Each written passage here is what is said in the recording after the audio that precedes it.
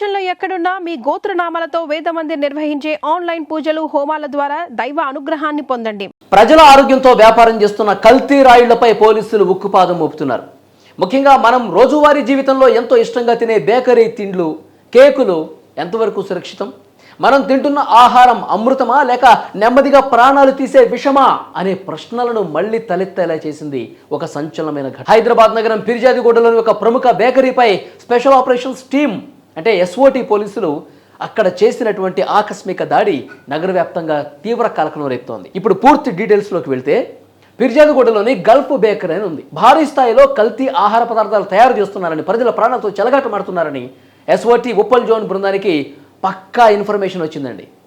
దీంతో అప్రమత్తమైన Uppal zone SOT అధికారులు ఒక్కసారిగా అక్కడికి పరుగులు పెట్టుకుంటూ వెళ్లారు. ఆ గల్ఫ్ బేకరీ మీద తనిఖీలు చేశారు, దాడి చేశారు. అధికారుల ఆకస్మిక దాడితో బేకరీ నిర్వాహకులు ఒక్కసారిగా షాక్ అయిపోయారు.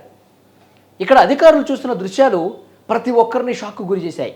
బేకరీ ప్రాంగణం మొత్తం అత్యంత అపరిశుభ్రమైన పరిస్థితుల్లో నిండింది. మొత్తం కచర అంతా చెత్త ఉంది. మనం ఎంతో ఆశగా కొనుగోలు చేసి తినేటువంటి ఆ తీయని కేకులు, ఆ పదార్థాలు ఏవైతే ఉన్నాయో మురికిగా అసహ్యకరమైనటువంటి వాతావరణంలో అవి తయారు చేస్తున్నారని పోలీసులు ప్రత్యక్షంగా వాళ్ళ కళ్ళతో చూశారు. అంతేకాకుండా ఆహార భద్రత నిబంధనలు ఏవైతే ఉంటాయో వాటిని పూర్తిగా పక్కన పెట్టేశారు.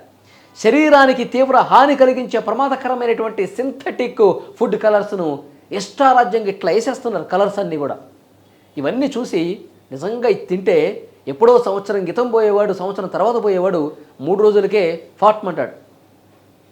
అంత దారుణంగా అక్కడ ఆహార పదార్థాలు తయారు చేస్తున్నారు. కేవలం అపరిశుభ్రత, రసాయనాలు మాత్రమే కాదండి, ఏళ్ల తరబడి మూలన పడి ఉన్నటువంటి, ఎప్పుడో గడువు ముగిసిపోయినటువంటి ఏదైతే ఆ ముడి పదార్థాలు ఉంటాయో, ఆ పౌడర్ ఐటమ్స్ ఏవైతే ఉంటాయో వాటితో తయారు చేస్తున్నారు ఆహార పదార్థాలన్నీ. ఈ దాడిలో అధికారులు పెద్ద ఎత్తున నిషేధిత ఫుడ్ కలర్సు, గడువు ముగిసినటువంటి అంటే ఎక్స్పైర్ అయిపోతాయి కదా ఆ ఫ్లేవర్లు, నిల్వ ఉంచినటువంటి కల్తీ జాములు, సాసులు ఇవన్నీ కూడా ఆరోగ్యానికి తీవ్ర ప్రమాదకరంగా ఉంటాయి. అవే వాడుతున్నారు వీళ్ళు కేకులు తయారు చేయడానికి. అక్కడ మొత్తం సీజ్ చేశారు. సీజ్ చేసిన ఈ పదార్థాలన్నింటినీ ల్యాబ్ టెస్టింగ్ కూడా పంపించేశారు. ఇప్పుడు అధికారులు అంటే దాడికి వెళ్ళినటువంటి అధికారులు చెప్తా ఉన్నారు, ఎస్ఓటీ అధికారులు ఒక హెచ్చరికను పంపించారు. హైదరాబాద్లో ఉన్నటువంటి వాళ్ళందరికీ ఈ విధంగా ఫుడ్ని దారుణంగా తయారు చేస్తున్నటువంటి, నాసిరకంగా తయారు చేస్తున్నటువంటి వాళ్ళందరికీ కూడా హెచ్చరిక చేశారు.